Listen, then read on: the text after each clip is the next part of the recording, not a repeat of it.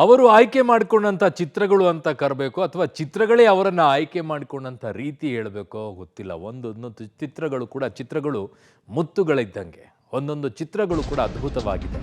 ನಾಳೆ ಹಿರಿಯ ನಟಿ ಬಿ ಸರೋಜಾದೇವಿ ಅವರ ಅಂತ್ಯಕ್ರಿಯೆ ನೆರವೇರುತ್ತೆ. ಹುಟ್ಟೂರು ದಶವಾರದಲ್ಲಿ ನಡೆಯಲಿದೆ ಅಂತ್ಯಕ್ರಿಯೆ. ಅವರ ತೋಟ ಇದೆ ಅಲ್ಲಿ. ಸರೋಜಾದೇವಿ ಜಮೀನಿನಲ್ಲಿ ಅಂತ್ಯಕ್ರಿಯೆಗೆ ಸಿದ್ಧತೆಯನ್ನು ಮಾಡಿಕೊಂಡಿದ್ದಾರೆ.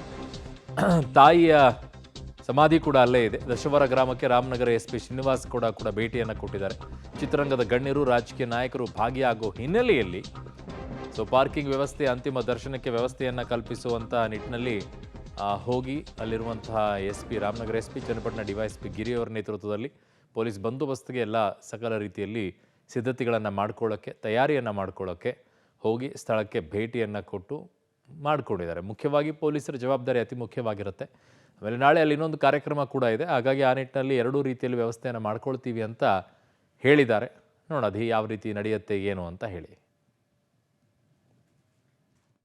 ನಾಳೆ 11:15 ಇಲ್ಲಿಂದ ಹೊರಟು ನಮ್ಮ ತಾಯಿಯ ಊರು ದಶವಾರ, ಚನ್ನಪಟ್ಟಣ ತಾಲೂಕು, ಅಲ್ಲಿ ಬಂದು ರಾಮನಗರ ಜಿಲ್ಲೆ ಅಲ್ಲಿ ಬಂದು ಕಾರ್ಯ ಮಾಡ್ತೀವಿ. ಸೊ ಇಲ್ಲಿಂದ 11:15 ಹೊರಟು ಅಲ್ಲಿ ಸೇರಿ ಕಾರ್ಯ ಮಾಡ್ತೀವಿ. ಸರ್, ಅಂತಿಮ ದರ್ಶನಕ್ಕೆ ಸಾರ್ವಜನಿಕ ಇಲ್ಲೇ ವ್ಯವಸ್ಥೆ ಮಾಡ್ತೀರಾ? ಇಲ್ಲೇ ನಾಳೆವರೆಗೂ ಇಲ್ಲೇ ನಾಳೆ 11:15 ತನಕ ಇಲ್ಲೇ ಇರ್ತಾರೆ. ಒಕ್ಕಲಿಗ ಸಮಾಜದ ಇದು ಸಂಪ್ರದಾಯದ ಪ್ರಕಾರ ನಾಳೆ 11:15 ಇಲ್ಲಿಂದ ಹೊರಟು ನಮ್ಮ ತಾಯಿಯ ಊರು ದಶವಾರ, ಚನ್ನಪಟ್ಟಣ ತಾಲೂಕು, ಅಲ್ಲಿ ಬಂದು ರಾಮನಗರ ಜಿಲ್ಲೆ ಅಲ್ಲಿ ಬಂದು ಕಾರ್ಯ ಮಾಡ್ತೀವಿ. ಸೊ ನನ್ನ ಸಹೋದ್ಯೋಗಿ ಅವರ ತೋಟದ ಮನೆ ಏನಿದೆ ಅಲ್ಲ, ತೋಟ ಅಲ್ಲಿಂದನೇ ಒಂದಿಷ್ಟು ಮಾಹಿತಿಯನ್ನು ಕೊಟ್ಟಿದ್ದಾರೆ ನೋಡಿ. ಭಾಷಾ ನಟಿ ಹಾಗೂ ಪದ್ಮಶ್ರೀ ಪುರಸ್ಕೃತ ಬಿ ಸರೋಜಾದೇವಿಯವರು ವಿಧಿವಶರಾಗಿರುವಂಥ ಹಿನ್ನೆಲೆಯಲ್ಲಿ ಅವರ ಹುಟ್ಟೂರು ಚನ್ನಪಟ್ಟಣ ತಾಲೂಕಿನ ದಶವಾರ ಗ್ರಾಮದಲ್ಲೇ ಅಂತ್ಯಕ್ರಿಯೆ ನೆರವೇರಿಸಲಿಕ್ಕೆ ಕುಟುಂಬಸ್ಥರು ಈಗಾಗಲೇ ನಿರ್ಧಾರವನ್ನು ಮಾಡಿರುವಂಥದ್ದು. ಅವರ ಹುಟ್ಟೂರಾದಂಥ ದಶವಾರ ಗ್ರಾಮದಲ್ಲಿ ಚನ್ನಪಟ್ಟಣ ಹಾಗೂ ದಶವಾರ ಗ್ರಾಮದ ರಸ್ತೆ ಏನಿದೆ, ರಸ್ತೆ ಪಕ್ಕದಲ್ಲೇ ಇರುವಂತಹ ಸರೋಜಾದೇವಿ ಗಾರ್ಡನ್ ಎಂಬ ಸ್ಥಳ ಏನಿದೆ, ಈ ಒಂದು ಸ್ಥಳದಲ್ಲೇ ಅವರ ಅಂತ್ಯಕ್ರಿಯೆಯನ್ನು ಮಾಡಲಿಕ್ಕೆ ಈಗಾಗಲೇ ಎಲ್ಲ ರೀತಿಯ ಸಿದ್ಧತೆಗಳನ್ನು ಮಾಡಿಕೊಳ್ಳಲಾಗ್ತಾ ಇದೆ. ದೃಶ್ಯಗಳು ನೋಡ್ತಾ ಇರ್ಬೋದು. ಸರೋಜಾದೇವಿ ಗಾರ್ಡನ್ ಅಂತ ಈ ಒಂದು ಜಾಗ ಏನಿದೆ, ಈ ಜಾಗದಲ್ಲೇ ಅವರ ಅಂತ್ಯಕ್ರಿಯೆಯನ್ನು ಮಾಡಲಿಕ್ಕೆ ಎಲ್ಲ ರೀತಿಯ ಸಿದ್ಧತೆಗಳನ್ನು ಮಾಡಿಕೊಳ್ಳಲಾಗ್ತಾ ಇದೆ. ಸರೋಜಾದೇವಿಯವರು ಇದೇ ಗ್ರಾಮದಲ್ಲಿ ಹುಟ್ಟಿದ್ರು. ಹಾಗಾಗಿ ಸಾಕಷ್ಟು ಅವಿನಾಭಾವ ಸಂಬಂಧವನ್ನು ಈ ಗ್ರಾಮದ ಜೊತೆ ಇಟ್ಕೊಂಡಿದ್ರು. ಅವರ ತಾಯಿಯ ಒಂದು ಸಮಾಧಿ ಏನಿದೆ, ಆ ಸಮಾಧಿ ಪಕ್ಕದ ಜಾಗದಲ್ಲೇ ಸರೋಜಾದೇವಿಯವರ ಅಂತ್ಯಕ್ರಿಯೆಯನ್ನು ಮಾಡಲಿಕ್ಕೆ ಈಗಾಗಲೇ ಕುಟುಂಬಸ್ಥರು ನಿರ್ಧಾರವನ್ನು ಮಾಡಿದ್ದಾರೆ. ತಾಯಿ ರುದ್ರಮ್ಮರವರ ಸಮಾಧಿಯ ಒಂದು ಸ್ಥಳ ಇದು. ಚನ್ನಪಟ್ಟಣ ಹಾಗೂ ದಶವಾರ ಗ್ರಾಮದ ಪ್ರಮುಖ ರಸ್ತೆ ಪಕ್ಕದಲ್ಲೇ ಈ ಒಂದು ಜಮೀನಿದೆ. ಸುಮಾರು 2 ಎಕರೆಗೂ ಅಧಿಕ ಜಮೀನನ್ನು ಸರೋಜಾದೇವಿಯವರೇ ಹೊಂದಿದ್ರು. ಹಾಗಾಗಿ ಅವರದೇ ಜಮೀನಿನಲ್ಲಿ ಅಂತ್ಯಕ್ರಿಯೆಯನ್ನು ನೆರವೇರಿಸಲಿಕ್ಕೆ ಈಗಾಗಲೇ ಕುಟುಂಬಸ್ಥರು ಸಿದ್ಧತೆಗಳನ್ನು ಮಾಡ್ಕೊಳ್ತಾ ಇರುವಂಥದ್ದು. ಅವರ ತಾಯಿ ಸಮಾಧಿ ಪಕ್ಕದಲ್ಲೇ ಇರುವಂಥ ಈ ಒಂದು ಜಾಗ ಏನಿದೆ, ಈ ಜಾಗದಲ್ಲೇ ಅವರ ಅಂತ್ಯಕ್ರಿಯೆಯನ್ನು ಮಾಡಲಿಕ್ಕೆ ಈಗಾಗಲೇ ಗ್ರಾಮಸ್ಥರು ಸಿದ್ಧತೆಯನ್ನು ಮಾಡ್ಕೊಳ್ತಾ ಇದ್ದಾರೆ.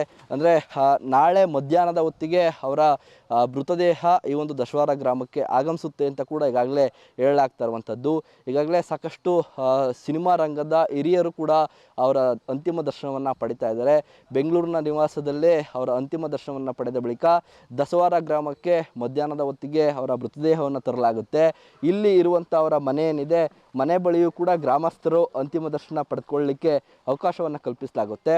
ಅದಾದ ಬಳಿಕ ಗ್ರಾಮದ ಹೊರವಲಯದಲ್ಲಿರುವಂತಹ ಸರೋಜಾದೇವಿ ಗಾರ್ಡನ್ ಎಂಬ ಸ್ಥಳ ಏನಿದೆ, ಆ ಒಂದು ಸ್ಥಳದಲ್ಲಿ ಅವ್ರ ತಾಯಿಯ ಸಮಾಧಿ ಪಕ್ಕದಲ್ಲೇ ಅಂತ್ಯಕ್ರಿಯೆಯನ್ನು ಮಾಡ್ತಾರೆ. ಅದಕ್ಕೆ ಬೇಕಾದಂಥ ಸಿದ್ಧತೆಗಳನ್ನು ಕೂಡ ಈಗಾಗಲೇ ಕುಟುಂಬಸ್ಥರು ಮಾಡ್ಕೊಳ್ತಿದ್ದಾರೆ. ಈ ಒಂದು ಗ್ರಾಮಕ್ಕೆ ಸಾಕಷ್ಟು ಕೊಡುಗೆಗಳನ್ನು ಕೂಡ ಸರೋಜಾದೇವಿಯವರು ನೀಡಿದರು.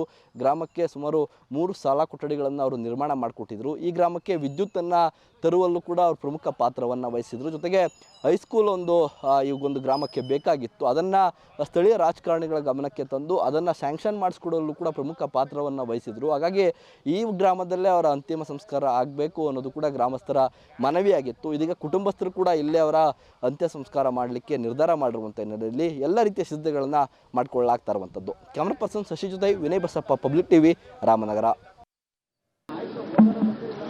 ನನ್ನ ಬದುಕು ಚಿತ್ರರಂಗದಲ್ಲಿ ಶುರುವಾದಾಗಲಿಂದ ಅಮ್ಮನ್ನು ನೋಡ್ತಾನೇ ಇದ್ದೀನಿ. ಅವರ ಒಡನಾಟದಲ್ಲಿ ಕಲಿತಿದ್ದು ಕಲಿಬೇಕಾದ್ದು ಬಹಳ ಇತ್ತು. ಅವರ ಜೊತೆ ಪೂರ್ಣಿಮಾ ಅಂತ ಒಂದು ದಯಾನಂದ ಸಾಗರ್ ಅವರು ತೆಗೆದರು. ಅದರಲ್ಲಿ ಅಮ್ಮಂಗೆ ತಮ್ಮನಾಗಿ ಆ್ಯಕ್ಟ್ ಮಾಡಿದೆ. ರಾಜೇಶು ಇದ್ದ, ನಾವು 3 ಜನ ಮಾಡಿದ್ದು ಪೂರ್ಣಿಮಾ ಅನ್ನೋ ಕತೆ. ಆ ಶೂಟಿಂಗಿಂದ ಶುರು ಆಯಿತು ನನ್ನ ಅವರ ಸಂಬಂಧ. ಎಷ್ಟು ಇದು ಹೇಳ್ತಾಯಿದ್ರು, ಅವರ ಅನುಭವನೇ ಬೇರೆ. ಅಷ್ಟು ಅನುಭವ ಇರೋ ಒಬ್ಬ ಶ್ರೇಷ್ಠ ನಟಿ ಒಬ್ಬ ಹೊಸ ಹುಡುಗನ್ನು ಹೇಗೆ ನೋಡ್ಕೋತಾ ಇದ್ರು ಅನ್ನೋದು ಸರೋಜದೇವಿಯನ್ನು ನೋಡಬೇಕಾಗತ್ತೆ.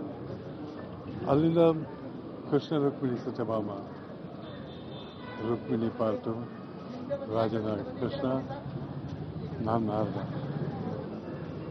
ಆ ಒಂದು ದಿವಸದಲ್ಲಿ ನಾರದ ಪೌರಾಣಿಕ ನಾಟಕ, ಅದು ಸಿನಿಮಾ ಆಗಿದೆ.